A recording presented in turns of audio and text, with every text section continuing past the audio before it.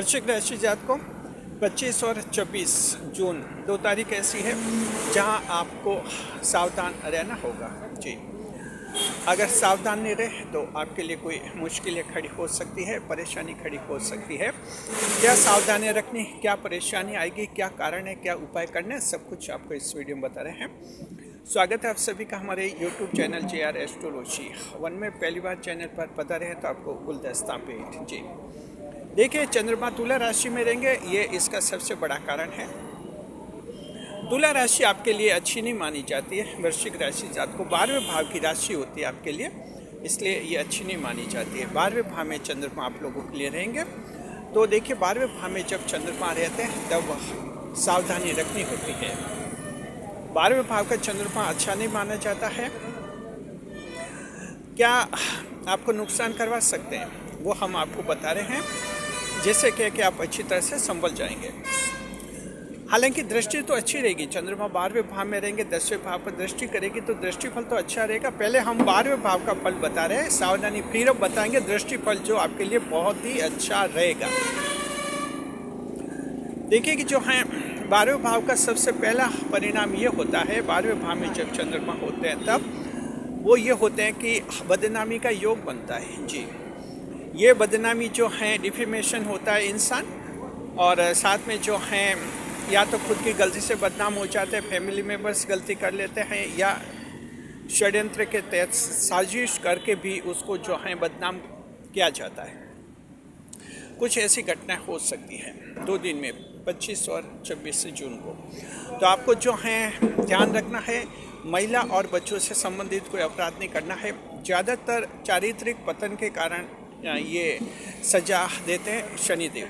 12वें भाव का शनि, क्षमा करें, चंद्रमा, 12वें भाव के जो चंद्रमा होते हैं वो आपकी नैतिकता देखते हैं, मोरलिटी देखते हैं, फैमिली मेम्बर्स के साथ आपका कैसा व्यवहार है, फैमिली में रिलेशनशिप पे भी देखिए, ससुर बहू का रिश्ता होता है, देवर भाभी के रिश्ते होते हैं, जीजा साली के रिश्ते होते हैं। इन रिश्तों को भी ढंग से निभाना है। थोड़ी सी भी गलती कर दी तो परिवार में भी आप बदनाम हो जाएंगे, ध्यान रखना है। इसके अलावा जो आप कंपनी में कहीं नौकरी करते हैं वहाँ भी ध्यान रखना है।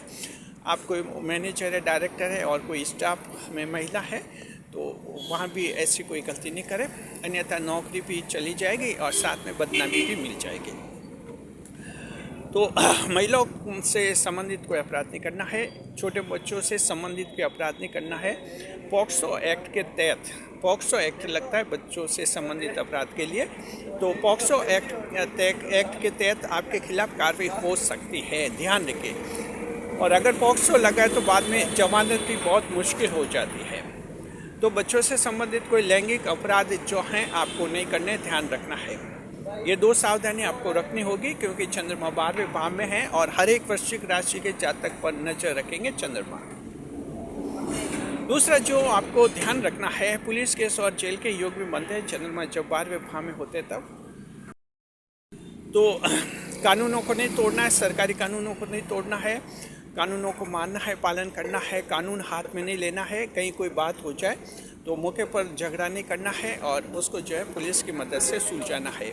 जो लॉ एंड ऑर्डर की व्यवस्था बनी उसी को फॉलो करना है। खुद के कानून मत लगाना। वृश्चिक राशि जातकों, वृश्चिक राशि के कुछ एक लोग काफ़ी दबंग होते हैं, पावरफुल होते हैं और खुद के कानून लगाते हैं, ठीक है, लेकिन चंद्रमा अगर 12वें भाव में है और अगर आप खुद के कानून लगाएंगे, चंद्रमा आपका ऐसा हाल कर देंगे, ऐसा हाल कर देंगे कि आप जो हैं जिंदगी से फिर कभी उठ भी नहीं पाएंगे, इतना गिरा देता है चंद्रमा। ये चंद्रमा को चैलेंज होता है। तो जो वृश्चिक राशि के दबंग लोग हैं अपने कानून लगाते हैं, कहीं गांव में रहते हैं तो बड़ी दबंगाई करते हैं, लोगों पर अपने कानून लगा रहे हैं, शहर में भी कहीं रह रहे हैं तो अपने कानून लगा रहे हैं। उन सबको कहना चाहते हैं कि ये 2 दिन ऐसे कानून मत लगाइए, चंद्रमा सब उलट पुलट कर देंगे।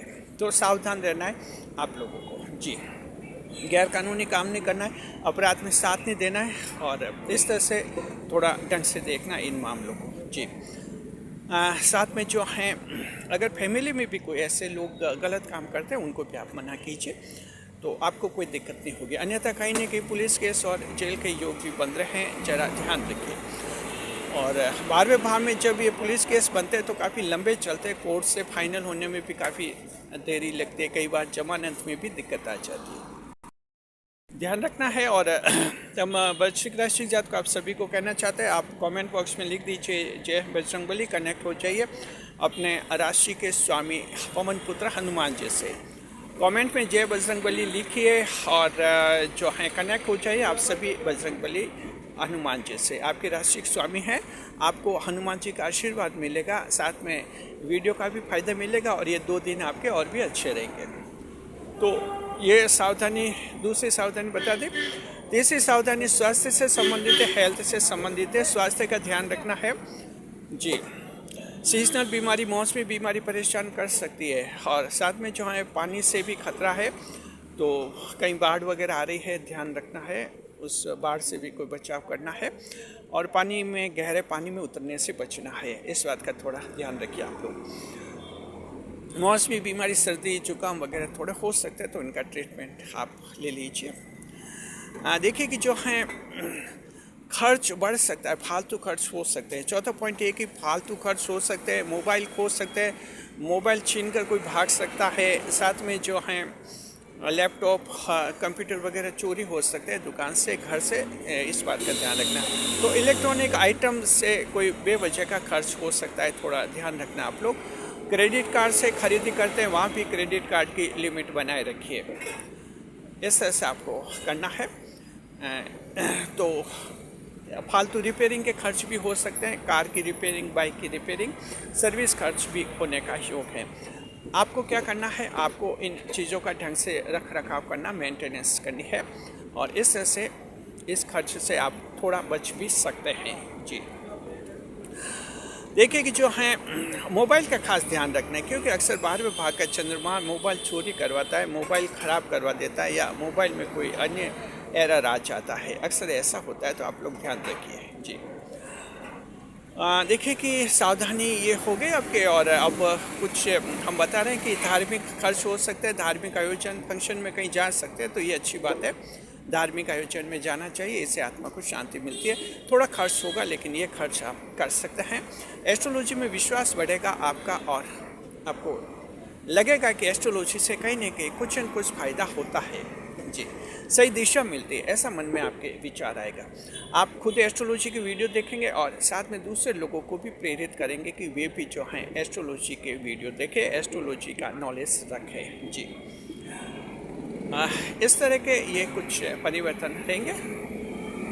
देखिए सातों बड़ा पॉइंट ये है आप लोगों के, देखिए कि कहीं विदेश से संबंधित आपको लाभ हो सकता है, फॉरेन का प्लान बना सकते हैं आप, कहीं फॉरेन जाने का, ऐसा लगता है कि कुछ ऐसा प्लान बना सकते हैं। तो विदेश यात्रा से संबंधित कुछ प्लानिंग आपकी हो सकती है और अगर ये हो जाती है तो ये द्वादश भाव में विदेश यात्रा की प्लानिंग खराब नहीं होती है, शुभ होती है। हालांकि 12वां भाव अन्य कार्यों के लिए अशुभ माना जाता है, लेकिन ये विदेश से संबंधित मामलों के लिए ये शुभ माना जाता है। तो कुछ ऐसी प्लानिंग आप लोग कर सकते हैं। तो इस तरह से ये जो 7 पॉइंट्स ऐसे हैं जहाँ सावधानी आप लोगों को रखनी होगी। वृश्चिक राशि जात को चंद्रमा आपके तुला राशि 12वें भाव में रहेंगे जी, तो इसके कारण आपको सावधानियाँ रखनी है। चंद्रमा को कहीं चैलेंज नहीं देना है, क्योंकि चंद्रमा इंसान के 1000 गलतियाँ माफ़ करते, चैलेंज को माफ़ नहीं करते, बस इस बात का ध्यान रखना है जी।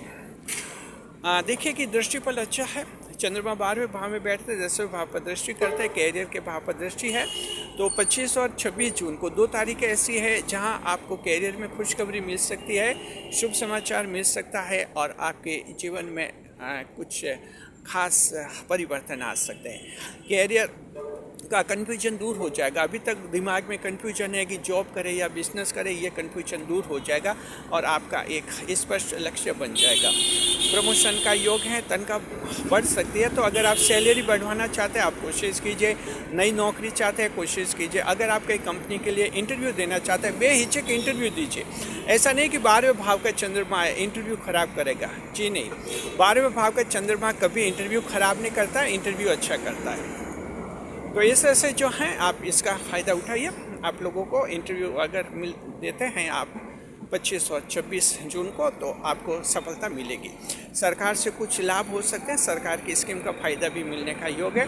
बड़ा लाभ है कि पिताजी से विवाद समाप्त हो जाएंगे, पिताजी मददगार बनेंगे आपके। पिताजी से नाराज होकर आप घर से निकल गए, घर से भाग गए हैं, तो पिताजी से फिर से मिलिए अवश्य। पिताजी से अगर आप दूर रह रहे हैं, पिताजी को आपने छोड़ दिया है, पिताजी बुजुर्ग हैं, तो देखिए 2 दिन ऐसे हैं, पिताजी से फ़ोन कॉल कीजिए, बातचीत कीजिए और उनके भरण पोषण की व्यवस्था कीजिए। चंद्रमा जो हैं आपको इसके बदले में कोई बड़ी खुशखबरी देंगे, बड़ा लाभ कराएंगे। तो इस तरह से चंद्रमा का बड़ा लाभ पाने के लिए आप ये अवश्य कीजिए। तो ये आपका दृष्टिफल रहेगा। तीनों नक्षत्र जो हैं क्या करेंगे इन 2 दिन में। विशाखा नक्षत्र की बात करते हैं। विशाखा नक्षत्र जो हैं 25 और 26 जून को अपने स्वास्थ्य के बारे में गंभीर रहेगा, स्वास्थ्य की चिंताएं उनको कुछ रहेगी और हेल्थ का कोई पक्का इलाज करवाएंगे। ऐसी बीमारी जो बार बार हो रही है, अब पक्का इलाज करवाएंगे। हो सकता है विशाखा नक्षत्र वाले अपना डॉक्टर बदल दें या हॉस्पिटल बदल दें और दूसरे हॉस्पिटल में जा सकते हैं या दूसरा ट्रीटमेंट ले सकते हैं। कभी कभी इससे फ़ायदा भी होता है। तो विशाखा वाले स्वास्थ्य के बारे में रहेंगे गंभीर। अनुराधा नक्षत्र के जातक जो हैं कुछ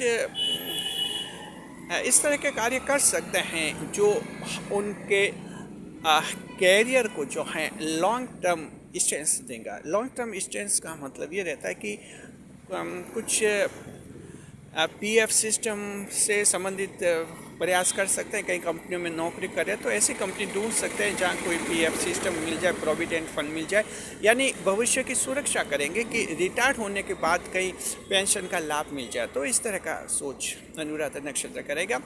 ज्येष्ठा नक्षत्र के जातक जो हैं देखिए कि कुछ ऐसी स्थिति हो सकती है कि उनके जो हैं सगाई के मामले में कुछ दिक्कत मान लीजिए पिछले दिनों आ गई थी, बाधा आ गई थी, तो ये 2 दिन ऐसे हैं जहाँ सगाई से संबंधित बाधाएं उनकी दूर हो जाएगी। तो इस दिशा में ज्येष्ठा नक्षत्र के जातक प्रयास कर सकते हैं।